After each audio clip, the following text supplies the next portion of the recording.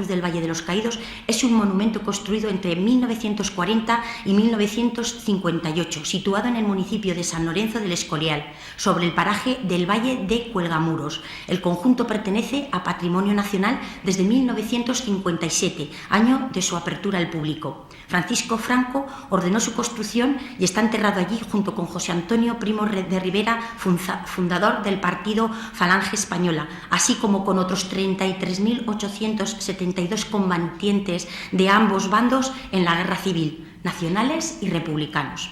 Según el decreto fundacional de 1 de abril de 1940, el monumento y la basílica se construyeron para perpetuar la memoria de los caídos de nuestra Guerra Civil. Posteriormente, los objetivos fundacionales del monumento se orientaron hacia una visión más reconciliadora, concentrándose más en el plano religioso y espiritual. Dicha visión fue corroborada en 1960 por el Papa Juan XXIII al declarar como basílica menor la iglesia de la Santa Cruz. En el complejo se halla una abadía benedictina, parte de la cual se remodeló como hospedería para atender al turismo. Fue una basílica que está excavada en la roca donde se encuentran las tumbas de Franco y de Primo de Rivera y 8 capillas donde están enterrados combatientes de ambos bandos.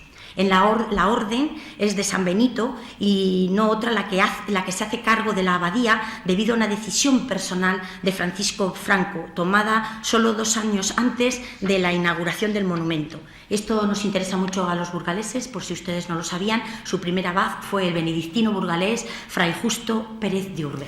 Muchas gracias a la presentadora y trato de responder a esa pregunta. En primer lugar, debo decir que la decisión de celebrar el 7 de noviembre la misa en la puerta del recinto del Valle de los Caídos no fue una decisión personal mía, sino comunitaria de toda la comunidad, de quienes estábamos presentes en la noche anterior, en capítulo.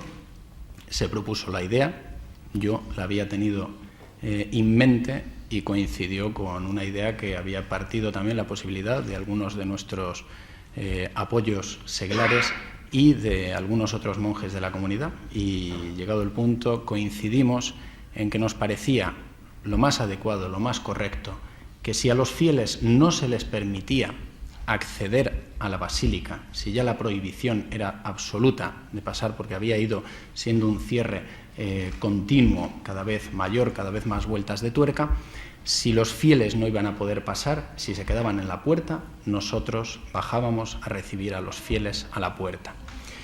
Esa decisión, como digo, se tomó en comunidad y sabiendo que podía tener repercusiones positivas o negativas, que podía traernos muchos problemas en muchos ámbitos, pero decidimos tomarla por ir nosotros a los fieles que querían asistir a la Santa Misa y que en una nación europea de inicios del siglo XXI se les estaba prohibiendo ir a misa a un lugar sagrado, a una basílica pontificia, precisamente en medio de una visita pontificia, de una visita del Santo Padre a España.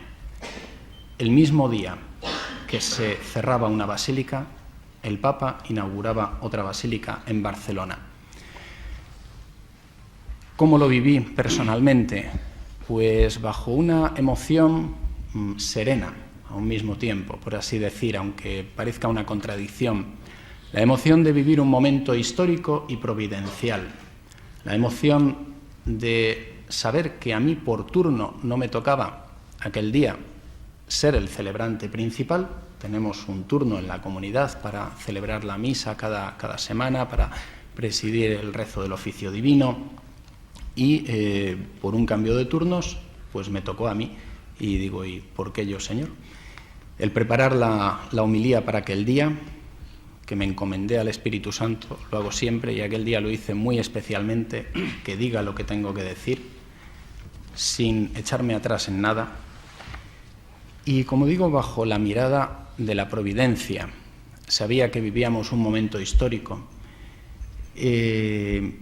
vivíamos un espíritu que después se nos reprochó a los pocos días, no puedo decir por parte de quiénes, o me lo supongo, que habíamos exagerado un tanto el espíritu martirial al que hice bastantes alusiones en la homilía y en algunas siguientes también apareció la idea.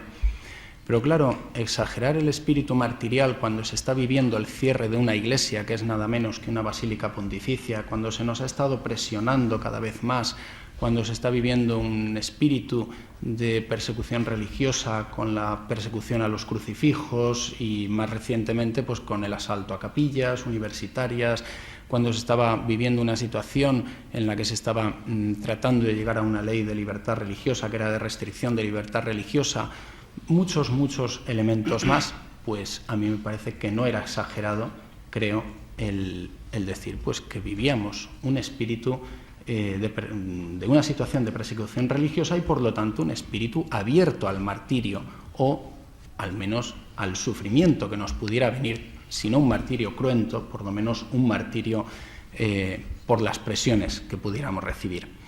Y espíritu martirial que efectivamente vivíamos y que yo viví.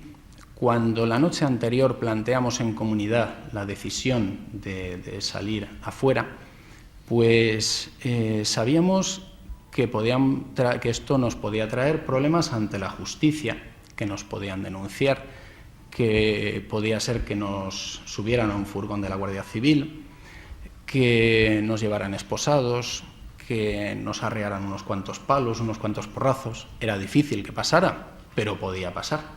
Y nosotros estábamos dispuestos a eso, Íbamos con conciencia de eso, de que era muy difícil que pasara, pero no imposible, que había probabilidades de que nos trajera una serie de problemas mayores o menores. Tanto es así que a mí, como una parte importante que llevo en la escolanía, y además el director principal de la escolanía ese día no estaba yo como director académico, el director musical, yo planteé, vamos a bajar todos, yo se los puse a los padres en los momentos antes, a los padres de los niños, vamos a bajar esta situación especial. Ellos nos dieron todo su apoyo, tanto los niños encantados como los padres, fue un respaldo unánime y magnífico. Y yo planteé, digo, si hay cualquier problema, los niños quedan detrás de la reja y si no, pues pasan también con la comunidad debajo de los pinos. Como se veía que en principio no iba a haber problema, pasaron con nosotros. Pero es decir, planteábamos todas estas posibilidades. Y espíritu martirial que yo planteé pues en la homilía, de sufrir por Cristo, de sufrir por la Iglesia, de sufrir por la libertad de la Iglesia, todo lo que fuera necesario. El destierro, el descrédito, el insulto, la calumnia, ya habíamos recibido mucho de esto, mucho de insulto, de calumnia, etc.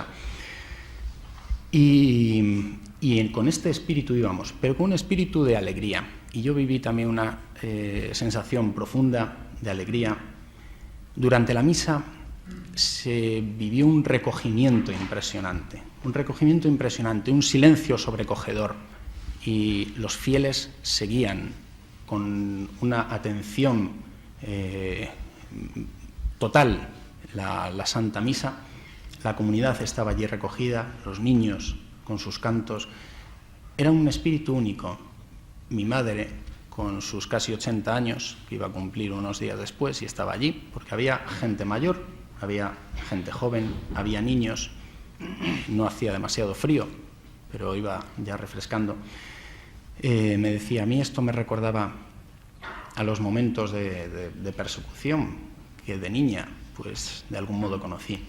Y yo personalmente me recordó mucho a los años 80 de Polonia, aquellos años de Juan Pablo II, recién llegado al pontificado, y los años previos, los años del cardenal Wyszynski y los años del padre Popieluszko. Y a mí me recordó especialmente, incluso hice alusión a una de aquellas misas de campaña, de aquellas misas por la patria que celebraba el padre Popieluszko, hoy beato de la Iglesia Católica, el sacerdote capellán de Solidaridad, y que cada vez recibieron mayor número de fieles. Ese era el espíritu que vivíamos. El espíritu también que yo vivía era el de San Juan Crisóstomo, que decía, pues, ¿qué tenemos que temer los cristianos ante la persecución? Pues nada, que nos destierran, que nos llevan a la cárcel, que nos lleven a la cárcel, que nos matan, pues que nos maten. Entonces, vivíamos ese espíritu martirial. Si algunos lo consideraron una exageración, pues que piensen lo que quieran.